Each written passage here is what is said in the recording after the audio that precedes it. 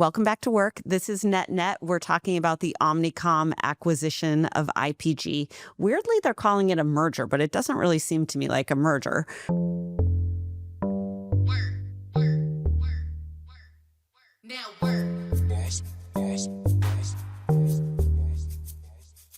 Omnicom, I think, paid 13.2 or 13 point something billion dollars to acquire IPG. These are two of the biggest ad holding company giants out there. They've now merged. They're going to compete more directly and in a consolidated basis with Publicis, who is another one of the giants. So when you look at the ad landscape, there's WPP, which holds a bunch of agencies. Some are creative agencies, some are media agencies, some are buying agencies. They've got a bunch of clients. They manage those in different agencies. You've got Publicis, and now you've got Omnicom IPG. So this is big news in the ad industry. It's big news in the ad industry, one, because it's a big shakeup. IPG and Omnicom had a lot of really historic, very beloved, very legendary advertising firms. DDB is one of them. DDB is no longer going to continue. I think FCB is another big agency. They're not going to continue. And a lot of the best marketing, I think, that you've ever seen or could ever remember, or that made an impact on you in a day and age when commercials made an impact, are going to be gone. The other reason it's important is I think this week they announced that 4,000 jobs are going to be cut. So I want to say that the two companies in the merger said that they would find, I think, $750,000 worth of synergies. That's like people and office and OpEx cuts.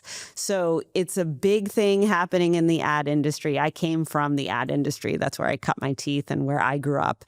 The reason I think it's important is a couple things. One, I always think it's funny how companies market what's happening versus the realities of why things are happening. So John Wren, who is the CEO of Omnicom Group, he put out a big post about it. It was very odd. The logo on his name was like, his name font was bigger than the Omnicom font by like a factor of 10, which I think is just kind of clumsy. I don't know who their comms people are. But it's also a sign of what's happening, which is the ad agency business is under pressure.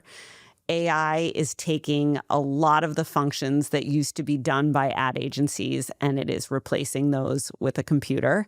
You think about an agency's business is really to get billable hours, to make fees on those billable hours, and then to take a VIG wherever they can, production costs, services. And the whole name of the game in the advertising business creatively is to make incredible, emotional, powerful storytelling and work. On the business side, it's to get as many fees as you can. And ad agencies look at their fees in terms of who are their core clients, how do they get them to spend more with them each year, how do they get those clients to spend more with their agency versus another agency, and then how do they add more services and capabilities to a client's roster so, again, they can make more fees. This is a big fee play, in my opinion, but it also is a really big, I think, harbinger of how the ad business is going to change. And you're seeing it all across the industry. When you read what John Wren had to say about it, he basically is like, the people who talk to and touch clients are going to be fine. They're going to have jobs. The people in back office jobs are not going to have jobs. And those jobs are going to be replaced by agents and by AI. So big shakeup in advertising. I think the other big piece of this is we're getting into December, where all sorts of companies, all sorts of CFOs, all sorts of CEOs are starting to say, like, are we going to hit our numbers this year? Do we need to have a layoff? I saw a funny post on Instagram the other day that's like, it's holiday season time, which should be bright and merry and celebratory and convivial. And in reality, I think most people are just nervous at work. They're nervous about layoffs. They're nervous about cuts. They're nervous about the economy. They're nervous about their jobs. And it's in my opinion, totally understandable. I feel like that. I think a lot of people feel like that right now. And I think especially in the ad industry, there's a lot of people, 4,000 is a lot. They're going to be out of jobs. And then there's probably a way bigger number that is thinking, am I next to lose my job? So I think that's kind of the big piece. I think you're going to see the ad business kind of grind to a halt for the next couple weeks. I think there'll be a lot to sort out at Omnicom and IPG in terms of client conflicts and execs. You're seeing, daily, thrice daily articles on who's in and who's out and what's staying and what's going. So there's a lot that's happening. There's a lot that's happening at once. And I think the things that are true are that AI is going to eat whatever role it can. And in a lot of ways, it helps companies put investment and put focus on becoming differentiated, becoming more human, becoming more creative.